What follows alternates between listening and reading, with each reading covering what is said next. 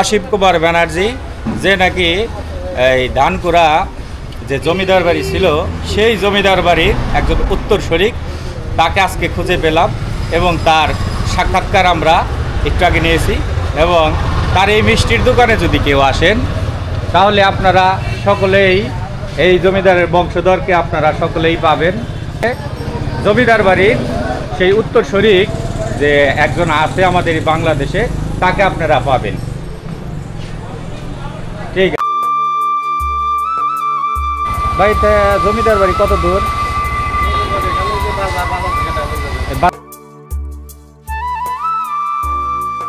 ধানকুড়া জমিদার বাড়ি, ধানকুড়া এদিকে, তাহলে এদিকে রাস্তা না?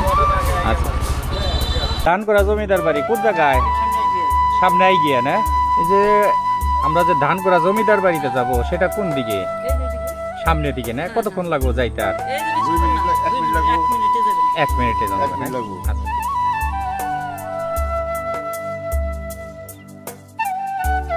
হ্যালো বন্ধুরা, এখন চলে আসলাম সেই গিরিশচন্দ্র রায় যে জমিদার ছিল সেই জমিদারের বাড়িতে।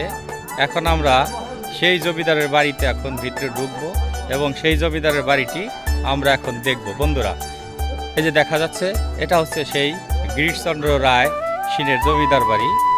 হ্যালো বন্ধুরা, এই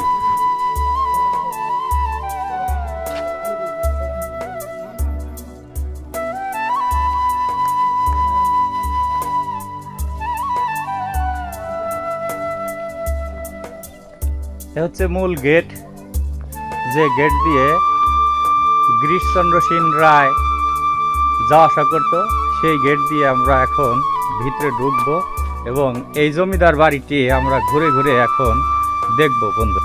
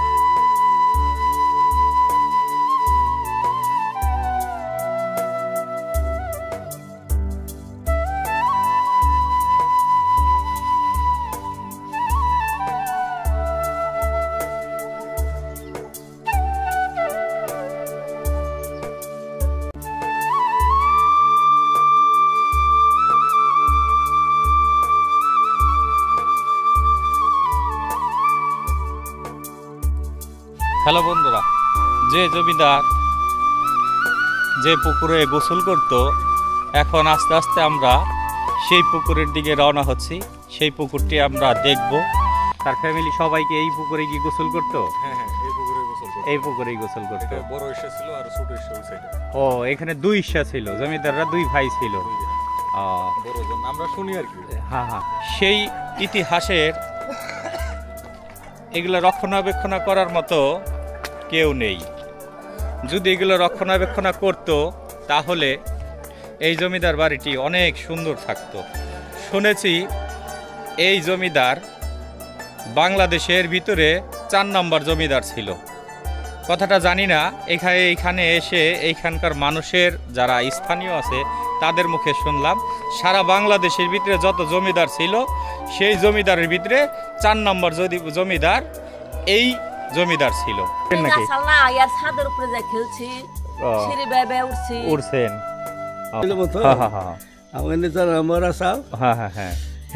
খুব ডাঙ্গা বাজা সাল আইলে মতন জমিদারে কয় নাইমা কথা কয়, নবুর বলা যায় না, হেতিকে আমার নাইমা কথা কয়, এই দেশে থাকুন ব্যাগ জিনিস থুয়েই গেছে, চলে গেল জমিদার।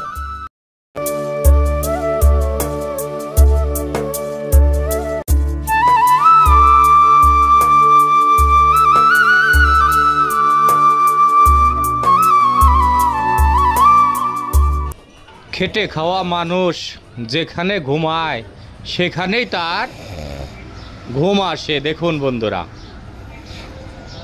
দেখুন সে ঘুমাচ্ছে কত সুন্দর করে, না কোনো চিন্তা আছে না কোনো টেনশন আছে, সে কি সুন্দর ঘুমাচ্ছে বন্ধুরা।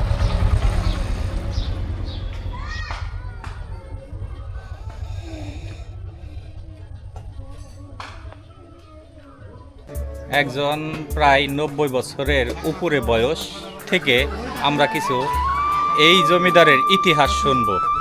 এটা বললে ডাইরেক্ট বলাও ঠিক না, কিন্তু তারা অত্যাচারই করতো, তারা অত্যাচার করতো। মহারাজকে তারা লাগতো জুতা বাইরে হারা যাইত না, সাথে মরে যায় এই বাড়িতে আসা যাইতো না এই জমিদারের সামনে। যদি কেউ আসে মহারাজ কইতো হ্যাঁ পাও দিয়ে সালা ভিক্ষা দিত, বসো বসো না, এখানে গেলে পাবো না বড়। হ্যাঁ বাড়ি করছে এখানে, কি তুমি কি চা খাবা? আচ্ছা তাহলে বসো বসো, আর একটা চা দেন। বিকালবেলা চা বানাচ্ছে আমার এই ভাই। ভাইয়ের বাসা কি এই জায়গায়? এই জমিদার চলাফেরা করতো কিভাবে? ঘোড়া দিয়ে নাকি না অন্য কোনো কিছুর মাধ্যমে চলাফেরা? পালকির মাধ্যমে চলাফেরা করতো। নৌকা বানাইছে আর কি, নৌকা বানিয়ে মাঝি দিয়ে চালাইতো। এইখান থেকে কত বছর আগে এই জমিদার স্টেট রাইখা চলে যায় এরা? হ্যাঁ এরা 150 বছর, 100-150 বছরের দিকে তারা চলে যায়। এই যে এইখান থেকে সমস্ত কিছু রাইখাইতে চলে যায়, চলে যায়। তারা কি ইন্ডিয়া চলে যায় না অন্য কোনো দেশে চলে যায়? এখন তো শুনি ইন্ডিয়ায় আছে। ইন্ডিয়া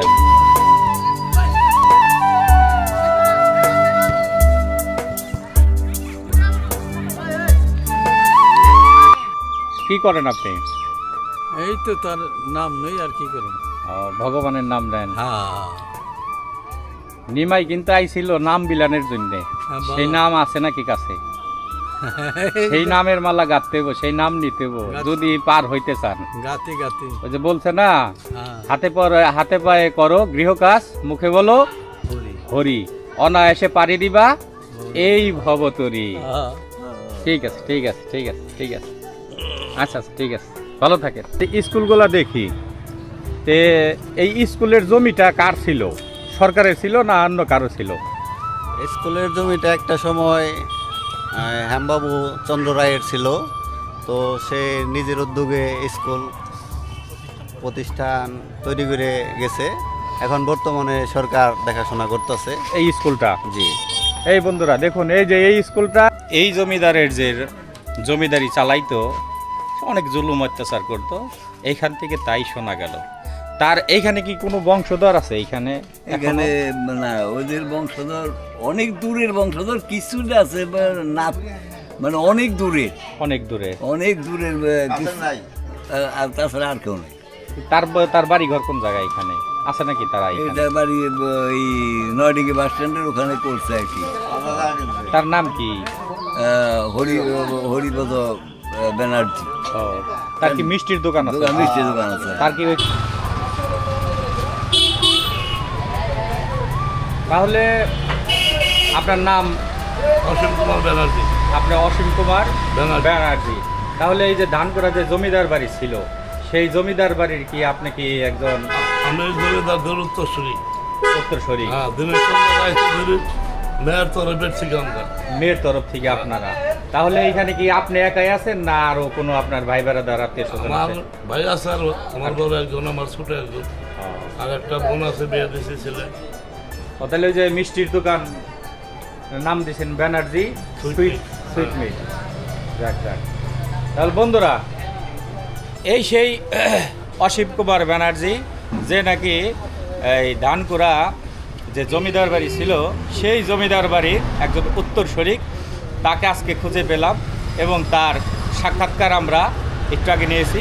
এবং তার এই মিষ্টির দোকানে যদি কেউ আসেন, তাহলে আপনারা সকলেই এই জমিদারের বংশধরকে আপনারা সকলেই পাবেন এই মিষ্টির দোকানে।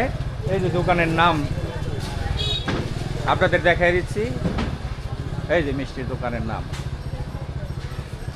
এই দোকানে যদি আসেন, তাহলে জমিদার বাড়ির সেই উত্তরসূরি যে একজন আছে আমাদের বাংলাদেশে, তাকে আপনারা পাবেন।